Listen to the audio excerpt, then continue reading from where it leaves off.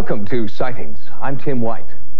In 1952, military personnel stood together on the deck of a Navy flagship, the USS FDR, and watched as a disc-shaped UFO hovered above them. 3 photographs were taken, and this sighting was just the first of many reported aboard the ship.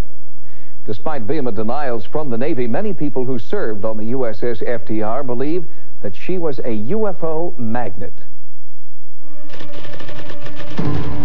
Sometime in late July, early August of 1952, as an ensign, I saw a bright light at the forward of the bow on the right-hand side, which would be the starboard side. The ship was on a shakedown cruise near Gitmo, Cuba, and I was down below decks. It was maybe approximately 8, 9 o'clock in the evening, I think it was.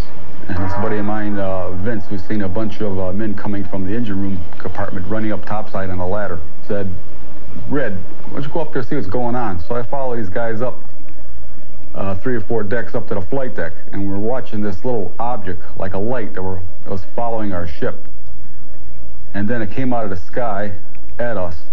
My friends called me to come outside, and we observed a bright light quite high in the sky.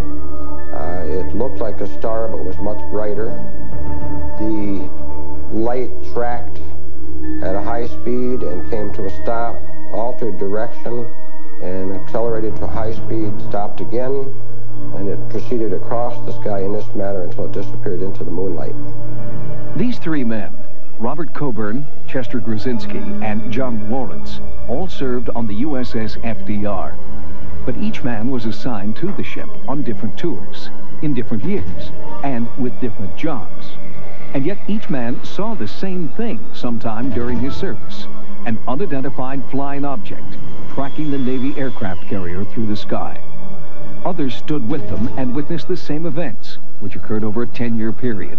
But there is no record of any sightings in the ship's logs, and attempts to find other eyewitnesses have failed. I know that during September of '52, there were a series of incidents during Operation Mainbrace, which was a series of naval maneuvers, military maneuvers with other countries.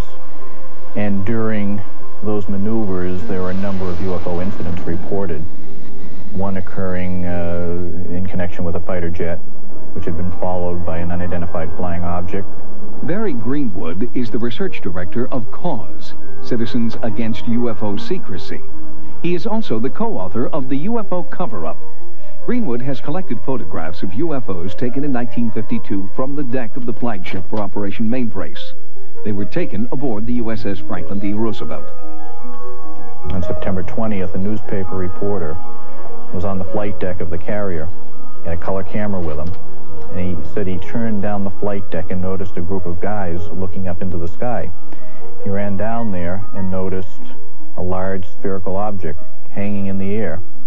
Everybody was looking at it, so he had his camera. He decided to take some shots. And when he ran the exposures, he said the object accelerated, took off at high speed, disappeared. They thought it was a balloon initially. So the brass called the various other ships in the area, asked about a balloon. Nobody launched a balloon. Nobody knows anything about it. They listed it as an unknown. Possible balloon, but nobody knows where it came from. No, it's quite obvious that we had seen something. We don't know what it was. We knew that it couldn't be an airplane because an airplane could not start and stop. The rate of speed was too high, too fast for a helicopter, and it was too erratic a pattern track for a weather balloon. Leon Treadwell also served on the USS FDR in the 1950s. He recalls a UFO encounter he witnessed, along with several other men, while on anchor watch in Rio de Janeiro. 2 ships, or appeared to be ships, one above the other, maybe about 200 or 300 feet separated the 2 of them, and counter-rotating lights.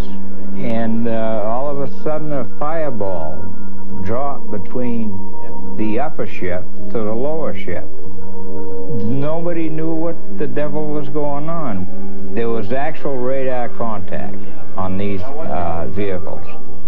This painting depicts what Leon claims he and several other sailors saw on board the USS FDR that night.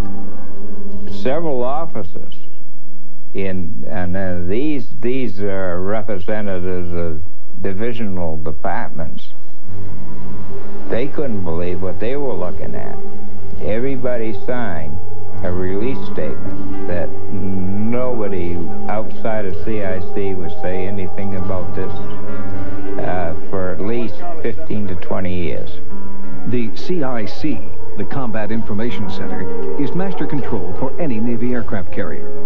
Here is where radar, mapping, target searches, and operations are conducted.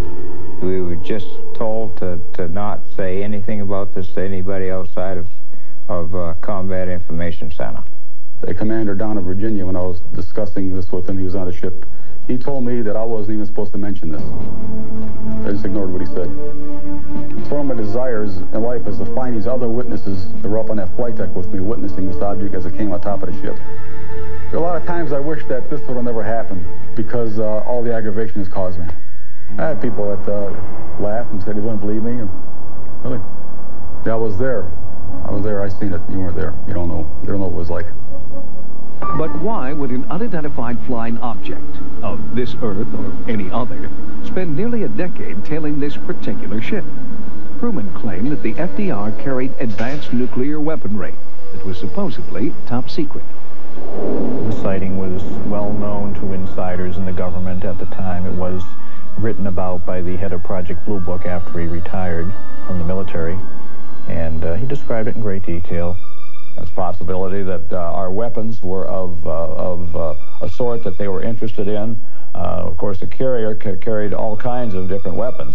The FDR was the only aircraft carrier at the time that had thermonuclear capability. It was the only one that was allowed to carry the H-bomb. We would be the only ship naturally that would carry them because we would have the only method of delivering the atomic bombs.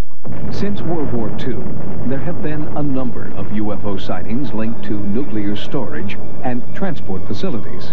But these reports remain unsubstantiated, in large part because the government organization best equipped to investigate the sightings, the U.S. military, refuses to do so.